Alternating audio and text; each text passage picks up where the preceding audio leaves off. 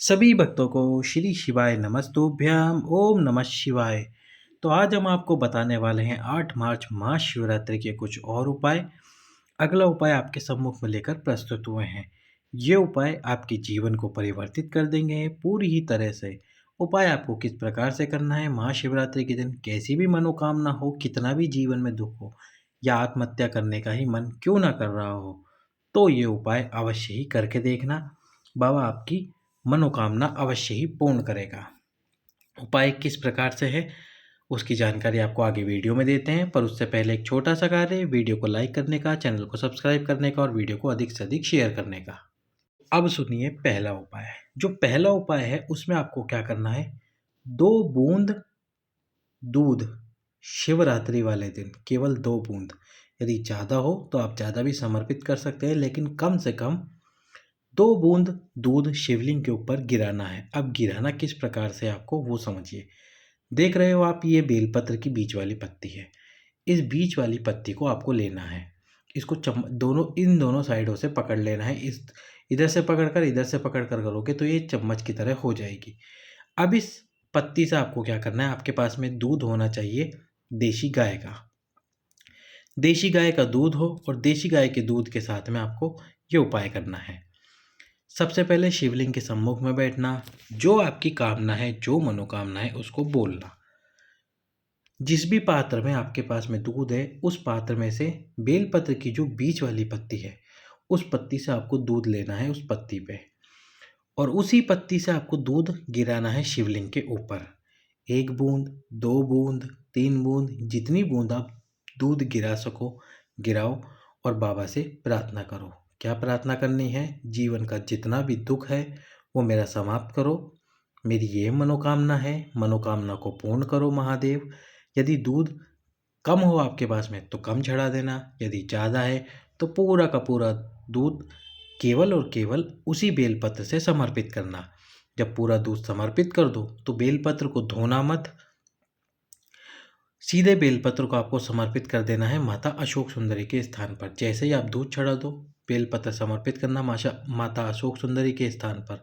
बेलपत्र की डंडी इस तरफ, बीच वाली पत्ती शिवलिंग की तरफ समर्पित करके बाबा से प्रार्थना करना, माता अशोक सुंदरी से प्रार्थना करना कि मेरे जीवन के ये दुख, मेरे जीवन की ये मनोकामना पूर्ण करना महादेव, और मुझ पे अपनी कृपा बसाना।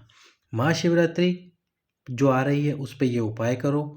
अगर दूसरी शिवरात्रि तक, यानी जो अगले महीने की शिवरात्रि आ रही है, उस तक आपका जीवन का दुख समाप्त ना हो, मनोकामना पूर्ण ना हो, तो अगली शिवरात्रि पे फिर से ये उपाय करो, फिर से ये उपाय करो।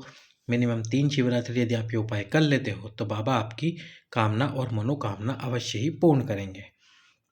अगला जो उपाय है, यदि कोई गरीब से गरीब व्यक्ति है, ठेला चलाने वाला व्यक्ति है, और साथ में कोई ऐसा व्यक्ति जिसके ऊपर कर्जा बहुत बढ़ गया है, कर्जा समाप्त नहीं हो रहा है, महादेव सुन नहीं रहे हैं, तो फिर आप ये उपाय अवश्य ही करिए।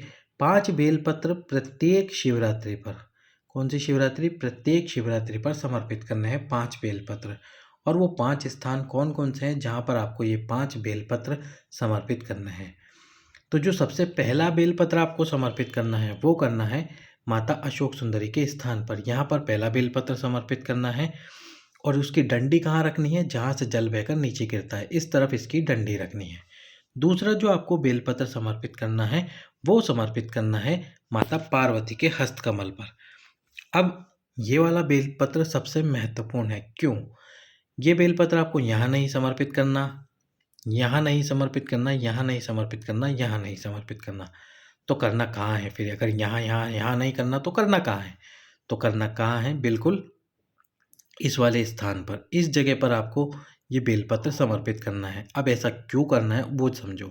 तो जैसे आप बेलपत्र समर्पित करोगे, दोनों पत्तियाँ इस तरफ आ जाएगी, बीच वाली पत्ती यहाँ रहेगी। तो ये जो दोनों पत्तियाँ हैं, इन दोनों पत्तियों के बीच में ये शिवलिंग होना चाहिए। तो इसलिए आपको ये बेलपत्र यहाँ समर्पित करना है, इस जगह पर, इस स्थान पर समर्पित करना है। ये जो माता अशोक सुंदरी है और ये जो शिवलिंग है, इस शिवलिंग के बीच में ये जो स्थान होता है, 64 योगिनियों का स्थान है, इस स्थान पर दूसरा बेलपत्र आपको समर्पित करना है। इसके बाद में आपको क्या करना है, जब दूसरा बेलपत्र आप समर्पित कर दो तो आपको जो तीसरा बेलपत्र है वो समर्पित करना है शिवलिंग के ऊपर, जिसकी डंडी आपके विपरीत हो। तीसरा बेलपत्र आपको यहाँ समर्पित करना है। चौथा जो बेलपत्र आपको समर्पित करना है वो समर्पित करना है जहाँ से जल बहकर जाता है, या तो ये जो चरणारविंद है महादेव के, इस स्थान पर आपको चौथा बेलपत्र समर्पित करना है। चौथा बेलपत्र यहाँ समर्पित करके पांचवा बेलपत्र जो नंदी जी का पैर ऊपर उठा हुआ है उस स्थान पर आपको समर्पित करना है। तो आप समझ चुके हैं कहाँ कहाँ आपको बेलपत्र समर्पित करना है। पहला बेलपत्र माता अशोक सुंदरी, दूसरा बेलपत्र माँ पार्वती, तीसरा भोलेनाथ का शिवलिंग, चौथा बेलपत्र जहाँ से जल बहकर नीचे गिरता है, और पांचवा बेलपत्र नंदी जी का जो एक पैर ऊपर उठा हुआ है उस पैर के पास में। ये 12 शिवरात्रियों को आपको समर्पित करने हैं। 12 की 12 महीने की शिवरात्रियों को आपको ये उपाय करना है। बाबा आपकी मनोकामना अवश्य ही और शीघ्र ही पूर्ण करेगा। अब अगला जो उपाय है उसमें आपको क्या करना है, अपने हाथ में चंदन लगाना है, और चंदन लगाने के बाद में इस बेलपत्र को, ये जो पत्तियों का मिलन स्थान है, इस स्थान से उस बेलपत्र को पकड़ना है। जिस उंगलियों पे आपने चंदन लगाया है उस चंदन लगी हुई उंगलियों से बेलपत्र को यहाँ से पकड़ना है।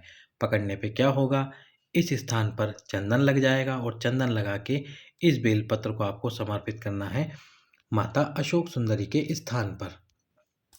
माता अशोक सुंदरी के स्थान पर इसको आपको समर्पित करना है, और समर्पित करने के बाद में उस बेलपत्र के ऊपर आपका हाथ रखना है। जैसे आपने बेलपत्र समर्पित करा, समर्पित करने के बाद में आपका हाथ रखना है।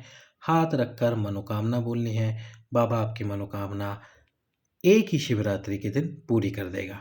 तो ये थे शिवरात्रि के उपाय। अगले वीडियो में आपसे फिर मिलेंगे शिवरात्रि के उपायों का वर्णन करते हुए।